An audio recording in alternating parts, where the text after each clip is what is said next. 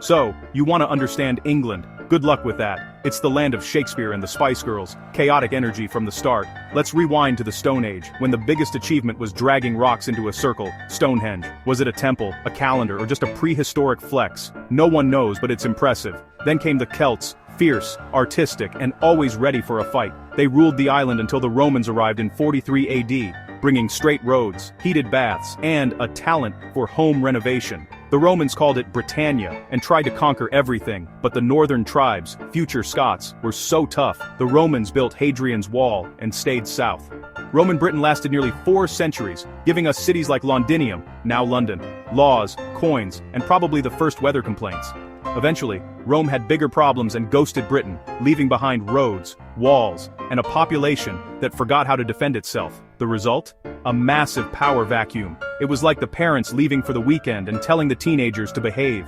Spoiler, they didn't. The stage was set for the next wave of invaders to crash the party. England's story is about to get even messier. From mysterious stones to Roman roads, the island was primed for chaos. And chaos was exactly what came next. Welcome to the real beginning of England. With the Romans gone, Britain was open for business and invasion. Enter the Anglo-Saxons warriors from Germany and Denmark who set up kingdoms with names like Wessex and Mercia. They fought each other constantly, but their language, Old English, became the backbone of modern English. Thanks to them, we have words like house and Wednesday, named after their god Woden.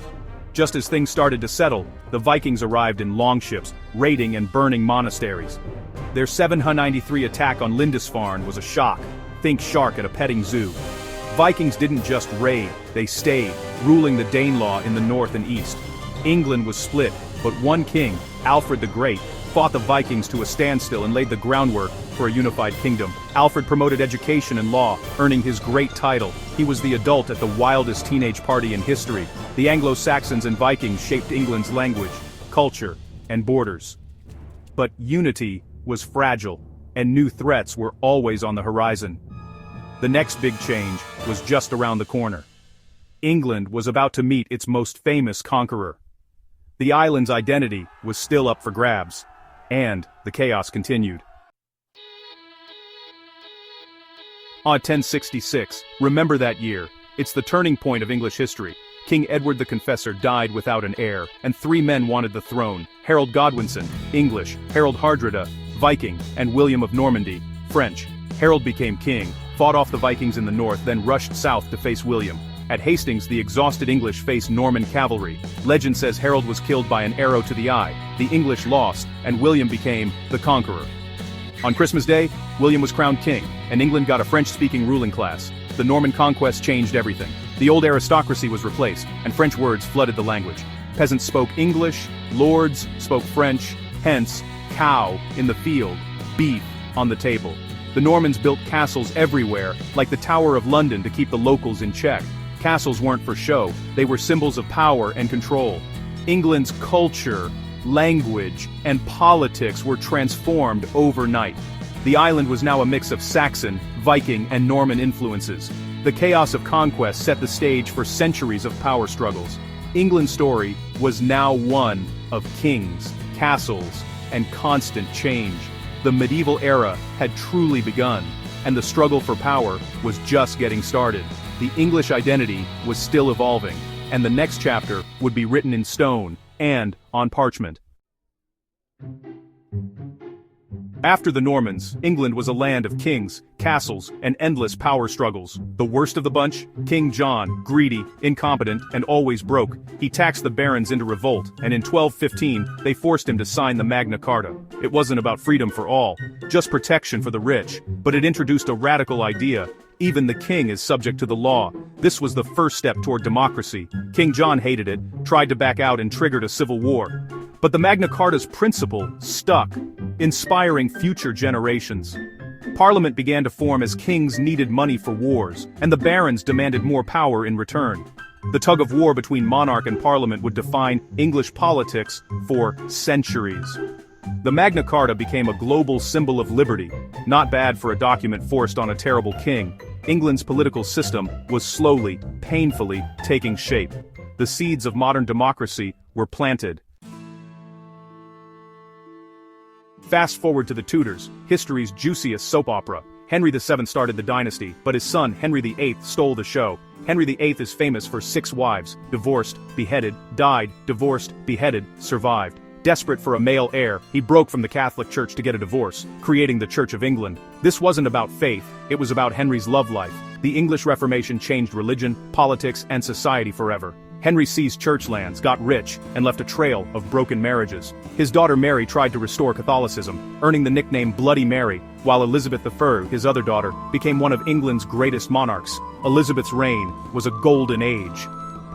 Shakespeare, exploration, and the defeat of the Spanish Armada. The Tudors left England powerful, but also deeply divided by religion. The monarchy was stronger, but the seeds of future conflict were sown. The drama of the Tudors set the stage for even bigger clashes. England was now a major player on the world stage, but the struggle between crown and parliament was far from over.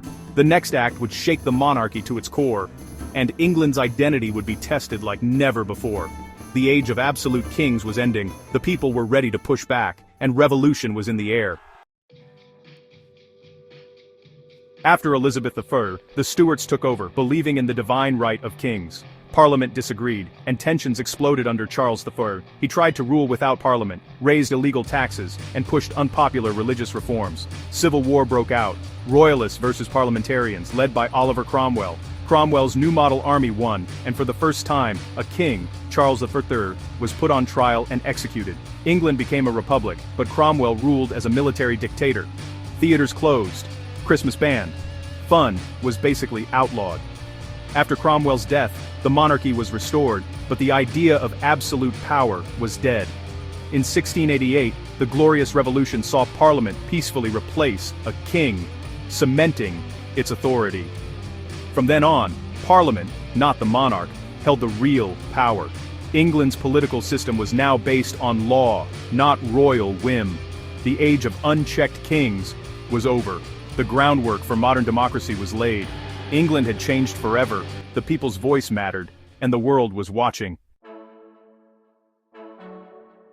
With politics settled, England, now Great Britain, looked outward and built the world's largest empire. A powerful navy, early industrialization, and sheer confidence fueled expansion. The sun never set on the British Empire, which spanned a quarter of the globe. Trade, often backed by force, made Britain rich, but also caused immense suffering. The empire spread English language, law, and sports, but also exploited people and resources. The transatlantic slave trade was a dark chapter, enriching Britain at a terrible human cost. The empire's legacy is complex, pride for some, shame for others. Its impact is still felt in Britain's multicultural cities and the global reach of English. The empire's gone, but its influence remains everywhere. Britain's story is one of power, contradiction, and lasting change. The world it shaped is still grappling with its legacy, and so is Britain itself. The island's big head came with a heavy price. While the empire grew, Britain underwent the Industrial Revolution, a transformation powered by steam and machines. Factories sprang up, cities exploded in size, and life changed forever. Inventions like the steam engine and spinning machines made Britain the workshop of the world. Cities like Manchester and Birmingham became industrial giants, but also crowded and filthy. Factory work was harsh, with long hours and dangerous conditions, even for children. The wealth gap widened, sparking calls for reform and the rise of trade unions. The Great Exhibition of 1851 showcased Britain's industrial might. Innovation and inequality went hand in hand. The Industrial Revolution created the modern world, for better and worse. Britain led the way, but paid a social price. The country was richer, but also more divided. The challenges of this era still echo today. Progress came at a cost.